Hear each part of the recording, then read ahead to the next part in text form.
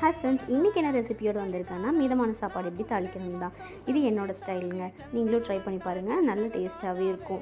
நல்ல தக்காளி சாப்பாடு ஃப்ளேவர் அளவுக்கு உங்களுக்கு கிடைக்கும். மிதமான சாப்பாடு 2 பச்சை மிளகா, 2 பெரிய வெங்காயம் சின்னதாக நறுக்கி நான் எடுத்திருக்கேன்.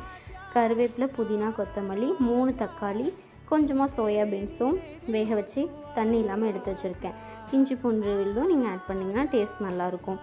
இது தாளிக்கிறதுக்கு எண்ணெய், கடுகு, வெங்காயம் ஆட் பண்ணி நல்லா தாளித்து எடுத்துக்கோங்க. அதில் இஞ்சி பூண்டு பேஸ்ட்டு ஆட் பண்ணிக்கோங்க.